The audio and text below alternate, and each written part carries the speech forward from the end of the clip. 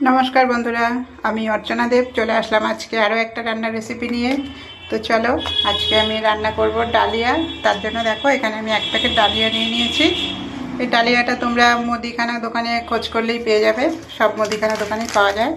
তো দেখো ডালিয়া রান্না করার জন্য আমি এখানে আলু আর হচ্ছে মটরশুঁটি কাঁচা লঙ্কা নিয়েছি, আর এখানে নিয়ে নিয়েছি মুগ ডাল। তো চলো রান্নাটা শুরু করা যাক। ও তার আগে তোমাদের বলে দিই, এখানে দেখো আলু গোল গোল করে কেটে নিয়েছি, ভাজা করব তার জন্য। আর হচ্ছে এখানে আছে পাঁপড়, দেখো। তো আজকে পাঁপড় দিয়ে আলু ভাজা দিয়ে ডালিয়ে খাওয়া হবে। তো চলো রান্নাটা শুরু করা যাক। তো ডালিয়া রান্না করার জন্য প্রথমেই আমি মুগ ডালটাকে একটু ভেজে নেব।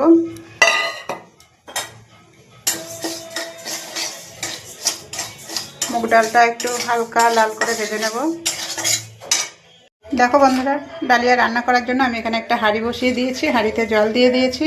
যেহেতু ডালিয়া রান্না করব, ডালিয়া রান্না করতে খুব কম সময় লাগে, তার জন্য এখানে আমি দিয়ে দেব মটরশুঁটিগুলো আর দিয়ে দেবো কেটে রাখা আলু। তো আলুগুলো সেদ্ধ হতে থাকুক, ততক্ষণে আমরা ডালটা ভেজে নিই।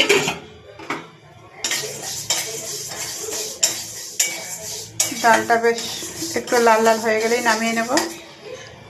আর এদিকে দেখো আমি ডালিয়াটা কেটে বাটিতে নামিয়ে নিয়েছি। দেখো কি সুন্দর লাগছে না ডালিয়া।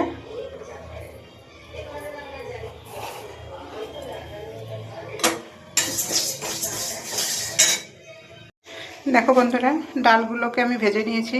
ডালটা কিন্তু আমি বেশি কড়া করে ভাজিনি, একটু হালকা লাল করে ভেজেছি। তো ডালগুলোকে আমি দিয়ে দেবো এখন।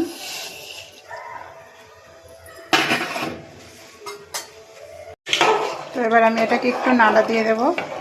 ডালটা হাফ সেদ্ধ হয়ে গেলে তখন আমি ডালিয়াটা দিয়ে দেব। তো ডালটা সেদ্ধ হতে থাকুক, ততক্ষণে আমি আলুগুলোকে ভেজে নিই।